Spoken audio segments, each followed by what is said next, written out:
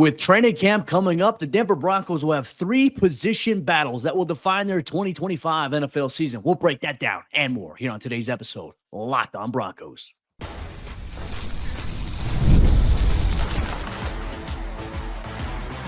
You are Locked On Broncos, your daily Denver Broncos podcast. Part of the Locked On Podcast Network, your team every day. What's up, Broncos Country? Welcome into another episode, Locked On Broncos, your daily Denver Broncos podcast, part of the Locked On Podcast Network. Right now, it's your team every day. A special shout out and thank you to all the everydayers out there in Broncos Country. Thanks for tuning in, making us your first listen, however you choose to do so. And if you're not yet an everydayer, become one. Hit that subscribe or that follow button wherever you get your podcasts or on YouTube, so you never miss out on all the best Broncos news, content, coverage, analysis, and more every single day, all year long. I'm Cody Roark, Broncos reporter for Mile High Sports.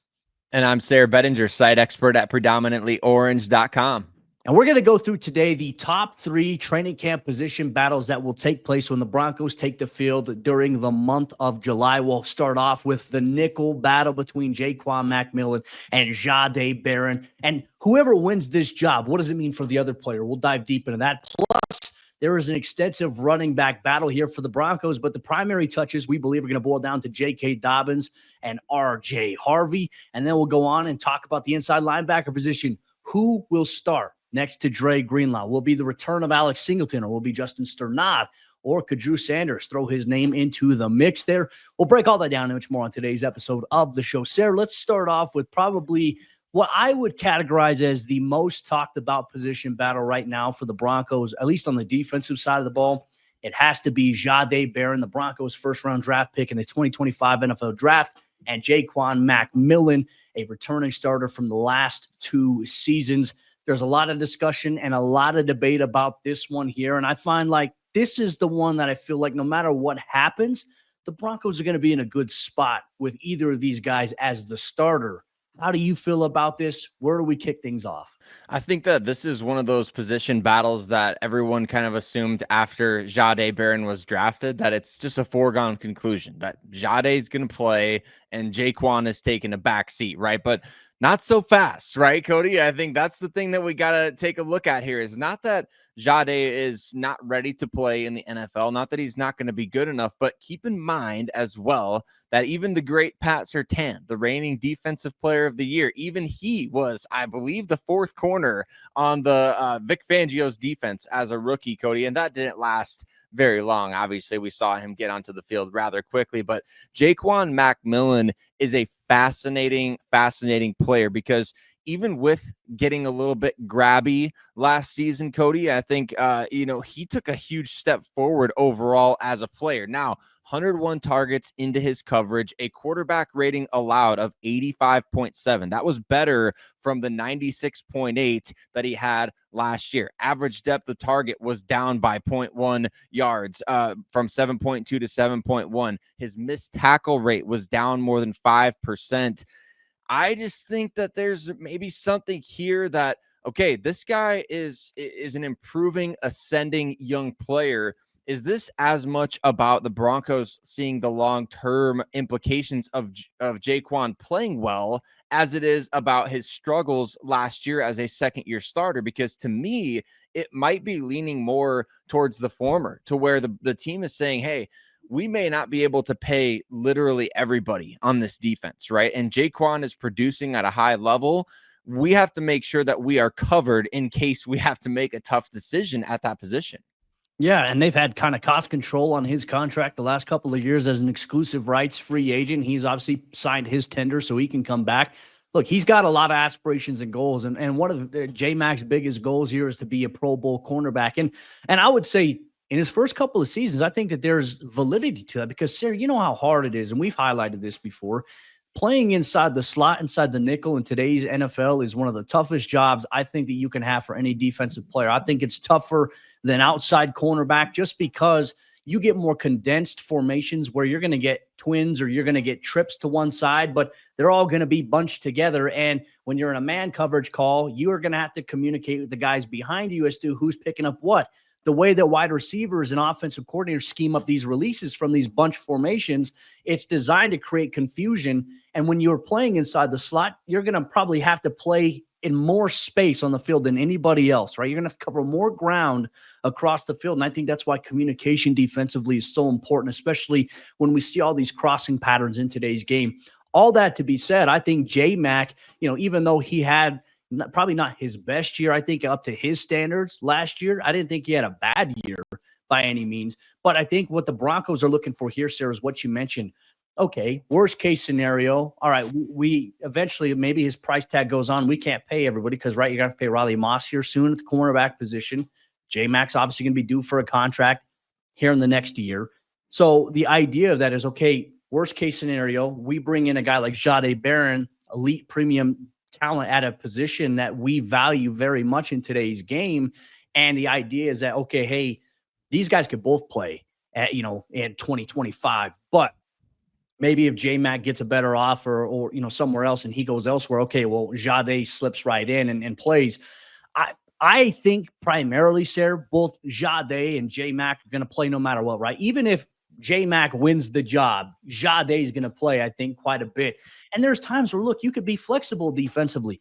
You could go in your dime package where dime is 6 defensive backs, nickel is 5 defensive backs, but in your dime, who's to say you can't put Jahdae and J-Mac both in the slot and you can have Riley and Pat on the outside, and then you could switch up. You could either have a coverage safety there alongside Brandon Jones, or it could be Talanoa Hufanga, it could be J.L. Skinner. You could be very creative with your personnel in the dime with these guys. And I think the one thing that is going to separate these two here, Sayre, in terms of this competition, I think in the preseason, how they both do, because this is the strength of theirs. I think Jahdae and Jaquan are great tacklers for what they're able to do from that nickel position that they played. Obviously Jahdae at Texas, J-Mac here in the NFL.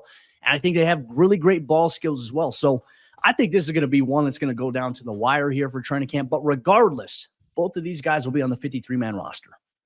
Yeah, it's kind of a win-win-win situation, right? If you watch The Office, it's like the ultimate conflict resolution, win-win-win. You want to have that sort of situation because these two guys, competition is going to bring out the best in both of them. And if it brings out the best in both of these guys, that benefits the Broncos on the field. And it also benefits Jaquan McMillian in terms of getting that new contract and getting as much money as possible. Slot corners in the NFL aren't compensated as well as outside corners, which, like you mentioned, Cody, based on the degree of difficulty of their job, does not really make much sense, especially because they're still playing 65 or more % of the snaps. I feel like one of the biggest reasons why maybe the fan base is a little bit down on Jaquan McMillian, or maybe some folks are kind of writing him off right now, is that his impact wasn't felt as much in a short, condensed window as it was back in 2023, right? When he came in 2023, first of all, it was out of nowhere. And second of all, it was like one turnover after another, and then there's a tackle for loss, and then there's a big time sack. And so he was just doing all these different things in such a short period of time during that Broncos winning streak last season, or 2 seasons ago, excuse me. But last season, he's a full-time starter or a full-time player, and you're not quite making the same level of, oh my gosh, this guy is a turnover machine, right? It was a little bit more of a struggle. He had a few more penalties than people would like. He gave up some big plays after the catch, things like that. And so to me, I do think this is a win-win-win situation for these guys. And the idea has to be discussed, not that it's going to happen, but there's a lot of teams that need corners around the league. I mean, a lot of teams that need corners. And if the Broncos feel super good about Jahdae Barron after training camp and Chris Abrams-Draine and the other guys that they have for depth, does Jaquan then become a trade candidate? Not that you want to always trade from a strength, but at the same time, maximizing the value of your roster, getting those guys out onto the field. I mean, they're going to have the luxury of options, and I guarantee you they'll have teams calling. Yeah, I just think with who the Broncos play this year, the amount of really good wide receiving groups, not just wide receiver ones that this team will face this year. I think there are a handful of teams that have very deep wide receiver rooms. I just think you need as many guys as you can, quality guys. I feel like unless there's an offer that just absolutely blows you out of the water at this point, I think you got to keep these guys in the mix here. But this is the one position group I'm excited about here for training camp competition. I might be a little biased being a DB guy, but it is what it is. But we're also very excited on the offensive side of the ball. The most talked about and the most watched position battle we anticipate here for training camp will be between J.K. Dobbins and rookie sensation RJ Harvey. Who comes away with the starting job? We'll discuss that here on today's episode, Locked On Broncos. Today's episode of Locked On Broncos is brought to you by Gametime. Have you ever decided at the last minute to head to a ball game with friends or family? Maybe it's game day and you suddenly realize like you would rather be in the stands than watching on TV, right? That's exactly where Gametime comes into play. It's the easiest way to grab last minute tickets without the stress. And with the money that you save on tickets, you can then splurge on food, drinks, merch, other things that make games fun, or even invite a bigger group to come with you. Gametime makes that possible. Well, I just used Gametime recently to go see Metallica, my all-time favorite band. And of course, the one thing that I liked about it is I got to see exactly what my view from my seat was going to look like inside of the Gametime app with the panoramic view feature on top of that. Because it was last minute, prices were also a little bit lower as the concert got a little bit closer. So I snagged tickets to Metallica and I rocked out all night long. And you can rock out too for concerts or your favorite sporting events. So take the guesswork out of buying concert and show tickets with Gametime. Download the Gametime app, create an account, and use code LOCKEDONNFL for $20 off your first purchase. Terms apply. Again, create an account and redeem code LOCKEDON NFL for $20 off. Download the Gametime app today. Last minute tickets, lowest price guaranteed. More so than just the distinction of being RB1 in the Denver Broncos offense, there's competition for touches up and down the depth chart. Going into Broncos training camp here in just a couple of weeks, Broncos Country, it's pretty soon football season is going to be in full swing. So we appreciate you all for rocking with us every single day during the dog days of the offseason where you know your boys, Cody and Sayre, got you covered with all things Denver Broncos.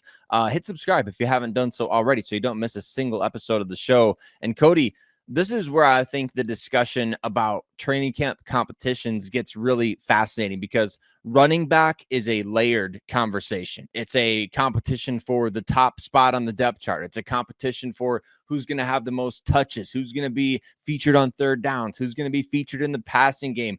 Will the Broncos keep 3? Will they keep 4? Could they do more? I mean, there's so many different aspects of this competition that are going to heat up over the course of training camp, the preseason, joint practices with the Cardinals. It's going to be a lot of fun to watch, but obviously the conversation starts with who is going to be the starter. Is it going to be J.K. Dobbins or RJ Harvey? Yeah, I think really it's going to boil down to these two guys as the starter here. I think there'll be two subcategories here that we'll highlight in the Broncos running back competition. First off, let's dive into who we think can be the starter here. I think that you're going to see an ample opportunity here for RJ Harvey to maybe earn this job, but the Broncos brought in J.K. Dobbins because when healthy, he is a proven starter. He's a quality producer at the running back position, and he's a guy I think that could be effective for them in key areas like the goal line, whereas the Broncos didn't have a lot of success on the ground. I mean, Sayre, even go back to 2023 when Jahdae came back from his injury. I know he's not on the team anymore, but I think this was a trend that is important to highlight because this carried over into 2024. Short yardage situations, goal line, Jahdae struggled. J.K. Dobbins, this is where he excels and where he'll be the biggest boost here to the Broncos offense, regardless if he's the starter or if he's not. I think goal line situations, short yardage, we will see him here. Potentially RJ Harvey too. But for J.K., he's proven. He's got the proven experience factor to the equation here. Now, the biggest question for him is, can he pick up Sean Payton's offensive scheme quickly? Because there's a lot that you have to learn. There's a lot you have to know in terms of what Sean wants from the running back position and how that expands beyond just the running game, right? It's the pass catching game as well out of the backfield. We'll see that with JK. But that's where I think RJ Harvey will come in and be the wild card. I mean, Sayre, his explosiveness, his change of pace, I think his vision that he has here, it's everything that the Broncos offense has been lacking in the last handful of years at this position exclusively. When I look at a guy like RJ Harvey, I think he can be your starter, but I also look at him as the one guy that is your potential home run hitter from this position. And the Broncos haven't had a guy like this in quite some time. I know they have had guys like speed, with speed, like obviously Jaleel McLaughlin, but RJ Harvey is a legit home run hitter here for this Broncos offense. And that's where I think this competition will boil down to. Can the rookie pick it up a lot quicker than the veteran who's learning a new system? I do think it's going to boil down between these two guys. How do you see this kind of shaping out in your eyes? I think you're 100% spot on there, Cody. It's really a situation of what's the situation, right? That's the funny part about it is situationally, you feel like you can use a number of different guys. It's almost like your running backs in the NFL these days they can be used kind of like relief pitchers in baseball, to where you feel like, hey, this guy's good against left-handed hitters. This guy's good against right-handed. This guy who's batting struggles against sliders. Like, what are you trying to exploit from the defense that you're facing? Do they struggle outside the tackles to make plays? Do they struggle between the tackles? Do they struggle, with speed? Do they struggle with power? I feel like you can really exploit whatever defense you're playing. And to your point, Cody, about finishing at the goal line or around the goal line, I feel like that's an area this team is going to be substantially improved, because last season, Javonte Williams had 8 carries inside the 5 for 1 yard. I mean, that's crazy. And you don't see a lot of guys racking up yards from inside the 5, right? I think the leaders are usually somewhere around the 25 to 30 total yards. But I mean, what does that say on 8 carries inside the 5 to have 1 yard and 1 touchdown? That's a huge problem for your offense being able to close out drives. I know folks wanted to say, well, last year the Broncos offense was lucky to finish in the top 10 in scoring because they played the Chiefs backups and the defense scored a couple of touchdowns for them. It's like, no, they were lucky that they didn't finish. Other teams were lucky the Broncos didn't finish top 3 or top 5 in scoring because they couldn't cash in on the short yardage or the tight red zone inside the 10, inside the 5. You've got to have guys who can situationally upgrade your team in that way. J.K. Dobbins does that. RJ Harvey even does that as well, Cody. I just feel like there's so many different ways this running back group can be utilized situationally to make this team better in 2025. I agree with you. And look, Broncos Country, want to hear from you. Make sure you comment or you mention to us on social media who you think will win the starting job between J.K. Dobbins, RJ Harvey. That's what we anticipate it'll boil down between those two guys here. But let's get to the other subcategory here. Who will be that other primary back here behind those two guys, right? Jaleel McLaughlin, Audric Estime, Blake Watson, Tyler Bede entered training camp as the options there, whereas right now on paper, Jaleel McLaughlin is the favorite, and he's got the most important thing that Sean Payton is looking for out of anybody right now at that running back room, and that is the trust factor. Jaleel's a guy who doesn't fumble the football. He protects the football. He does things the right way. And this is a guy who's just an extremely hard worker, and he's efficient with his touches. That's what makes it a lot harder, if the Broncos are looking at guys like Audric Estime. And this boils down to the question, how many running backs do they actually keep here on the 53? That's the mystery right now. But right now, Jaleel McLaughlin has the advantage over guys like Audric Estime. And I would say guys like Tyler Bede and even Blake Watson will have the advantage over Estime at this point right now going into training camp. How much do you feel like special teams is going to play a factor here, Cody? Because I know that wasn't really a huge part of the conversation last year with running backs. The Broncos kept 4 guys, and they had at one point 5 running backs on the roster, and that wasn't even with Michael Burton being on the 53. So you have plenty of history here to look at with Sean Payton in terms of he wants to utilize the guys that he has. And I think he believes that they can. I feel like he legitimately believed last year that Bede could emerge as his number 1 back. Unfortunately, suffered the injury against the Jets. And I think we saw how much he likes him based on the fact he brought him in for that game against Buffalo when he was coming off the injury, which surprised both of us. So to me, I wonder how much does special teams factor in? Is there we've talked about Blake Watson as a potential secondary return man. Do you think Jaleel could go back there and do that? I mean, is that something that with his ball security, his speed, his vision, I feel like that may be an area where he could be an underrated asset as well. Yeah, 100%. And I will tell you that during the Broncos offseason program, we saw, not necessarily Blake Watson because he was on the side field. He suffered some sort of injury. Tyler Bede and Jaleel McLaughlin were fielding kick returns in terms of their special teams units there. Like they were getting reps there, catching the football. So I think 100% yes. And it goes back to even like what Sean Payton was talking about, Pierre Thomas. Remember he mentioned that Pierre had a return, what was it, in the NFC Championship game or in the Super Bowl that got them to like near the 50-yard line or something like that. And he said, wow, that was just like a difference maker. I think about that. Special teams will be a huge determining factor. And this is where Audric Estime has the complete disadvantage because he's not going to be a returner for you. He just doesn't have the speed there, though he's got the physical, bulky upper body. I truly think now, like with the Broncos addition of RJ Harvey, Sayre, I think it puts a guy like Blake Watson probably a little bit more closer to the shelf than anything, because I know teams are interested in taking him last year off the practice squad, Denver, to bring him up to 53. But the addition of Harvey and J.K. Dobbins changes that outlook, that entire room here. So I don't necessarily think Blake Watson is necessarily the safest, nor is Audric Estime. Whereas I think Tyler Bedinger, I feel like could be an explosive returner alongside Marvin Mims on kick return. I think Jaleel McLaughlin has the chance to do that as well. Those two guys have a chance there. And I think that's what will separate overall this running back room. So who knows how it's going to go. And once again, Sean Payton told us, don't count. He said, you're going to be wrong. So maybe we will be wrong. We'll see where things are at here. But that's the idea of training camp. We're going to see these guys on a day-to-day basis, preseason production, and then roster cuts after that third and final preseason game here. Who knows how this one's going to play out here. Broncos Country, make sure you let us know your thoughts on how you think the running back room will shape out here for the Broncos. Starter, rotation, how many backs they keep. Make sure you let us know. We appreciate you. But the next biggest training camp competition battle that we're going to have our eyes on is at the inside linebacker position. Who starts next to Dre Greenlaw? Veteran Alex Singleton has some competition. We'll tell you who it is here on today's episode of the show.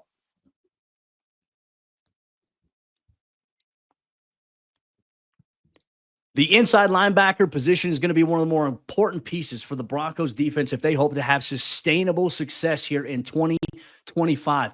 Health is going to be paramount here. And while there are questions at this room going into training camp here, the biggest one is who starts next to Dre Greenlaw, the Broncos' key offseason free agent acquisition. We'll dive deep in all that here on today's show. Broncos Country, thanks to all the everydayers out there for tuning in and rocking with us. As always, make sure you're subscribed so you never miss out on what's going on with your favorite team. Sayre, this is, I feel like, the most important position battle on the defensive side of the ball here. And there's so many questions, even though we know who one starter is. So much of the success and sustainability of this room right here is going to be health, which right now you look at that room, there's not a lot of confidence in the health factor, I think, being something that happens here. But you're hoping and banking that what Bo Lowry and Sean Payton have done to transform the health side of things will help guys like Alex Singleton, guys like Dre Greenlaw, et cetera. But we know Dre's going to be the starter here for the Broncos, but we don't know who the other starter is going to be, as the Broncos have indicated that Singleton will have competition for that starting job. Yeah, and you and I did an episode about some bold predictions that we were making for the team in terms of who could lead the team in tackles, and I think that I may have convinced myself that I think Alex Singleton is kind of the runaway for the other starting linebacker job. It shouldn't come as that big of a surprise. And I think in the offseason, it's the ideal opportunity to kind of talk yourself out of guys, players who have been around for a bit. You kind of get maybe a little bit of just that fatigue of like, let's get something new in there. Let's get somebody young in there. Let's get the breakout candidates in there. And I get that. And I want to see young guys break out for this team. But I mean, Singleton, he was on pace for another 170 tackle season, 2 in a row. That would have been for him. And if he can come back from that ACL injury and be back to that form, I just feel like having Greenlaw next to him is going to upgrade that position so tremendously. Like when Josie Jewell was around, Cody, it felt like Singleton's abilities were enhanced in every way, right? And it's because I think you have a guy that you can lean on a little bit more on the other side. Like Cody Barton wasn't even supposed to be a full-time starter for this Denver defense. They were rotating other guys in and out, and it was, meant to be a competition. So I don't know that the same level of trust existed with Singleton and Barton as it did with him and Josie, and as it can with him and Dre Greenlaw. So I think Singleton is going to be so much better with Dre Greenlaw out there that it's almost like a resurgence type of year for a guy, even though he's going to be 31, 32 years old this season.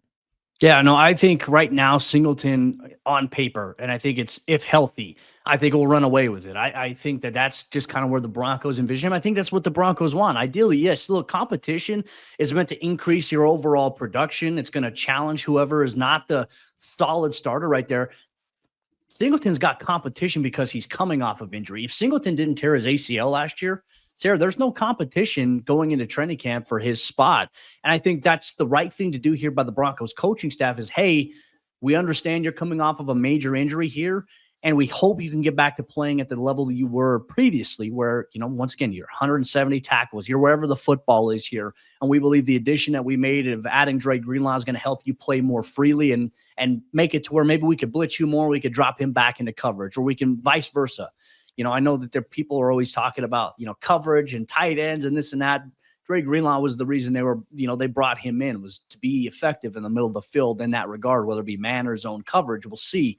But for a guy like Alex Singleton, you're going to have to hold off Justin Sternad, who got his first starting experiences really in the NFL, like full-time sample size there because of the injury here.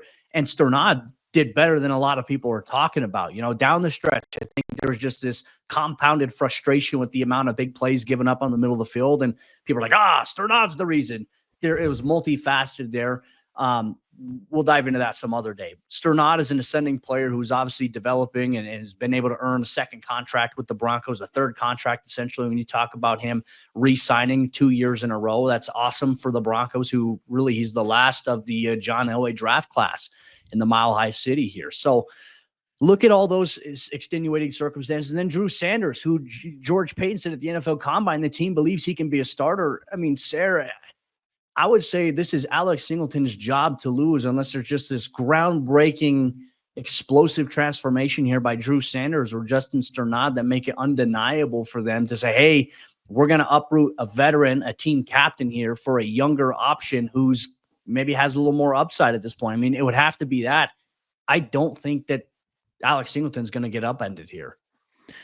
And I think it's easy for people like me to, we write the articles in the offseason, like who's under make or break type of pressure, who's like under the most pressure this offseason to win a job or they could be cut. Like, the Broncos aren't at that place with Drew Sanders right now. They're just not. He has 2 years left on his deal. And beyond this season, I think he still has a chance to develop. Like, there's no reason to write Drew Sanders off if he doesn't win the job this offseason, because it does feel like it would be really a huge hurdle to clear for him to beat Alex Singleton. If Alex is healthy, playing next to Dre Greenlaw, those guys are going to elevate what could be a number one defense in the NFL. Now, if Drew doesn't get on the field, if somebody goes down with an injury, that would be a little bit concerning to me, because to me, you want a guy like that to be ready to go if somebody is hurt. You want him to be at that point this year, play special teams, come in as needed, be an effective blitz package player. When we throw you on the field, we expect you to create pressure, create some havoc, be a quarterback spy, things like that. But beyond being a starter, I still think there's a place for Drew Sanders on this team. And I believe that his starting potential isn't limited to whether or not he wins a job this offseason. That's one of the biggest misconceptions I think about Drew right now, is that he has to become a starter in 2025 or it's done. Like, I think there's a chance that the Broncos could try to replace him next offseason if he doesn't win the starting job this year. But I think next year is where you're really in that make or break situation. And that's because Alex Singleton will be a free agent after this year. He's one of those guys that we don't necessarily talk about often in terms of being in a contract year for the Broncos. Yeah. Well, and look what happened with Justin Sternad throughout the early portion of his career, right? Obviously, he missed all of his rookie season because he suffered a really crazy nerve injury on his wrist, because he broke his wrist, but there was nerve damage there, and he almost ended up losing it. Like, he almost had to have his hand amputated. I don't think people remember that there. So he missed his entire rookie season, but you look at 2021, he started in 5 games at linebacker, appeared in 16 games there. But in 2022, when the Broncos finally had a fully healthy Josie Jewell, and they had established, obviously a guy like Alex Singleton coming onto the scene, they had those guys there. He appeared in 17 games and started in 0 for the Broncos at linebacker, played a lot of special teams, right?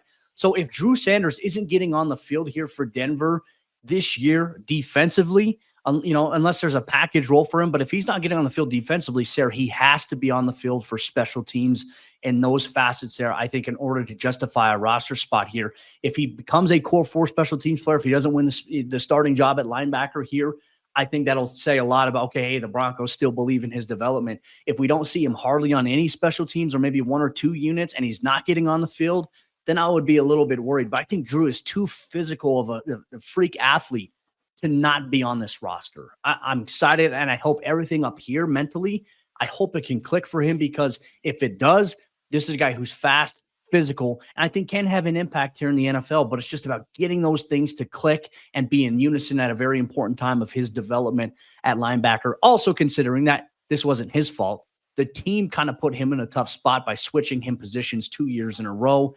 Now he's finally back at the position they drafted him to play initially in his third year.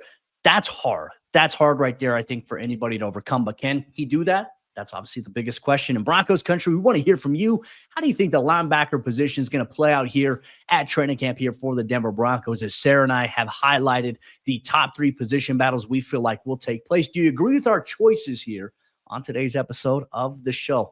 Make sure you let us know here, Broncos country. We appreciate you so much. But that'll lead us into our actual training camp position previews beginning next week. We're going to take a look at the quarterback position and look at the biggest questions surrounding that room. And will Denver keep 3 players on the 53 at QB? We'll debate and discuss that much more on Monday's episode. Locked On Broncos, Broncos country. Enjoy your weekend. See you next time.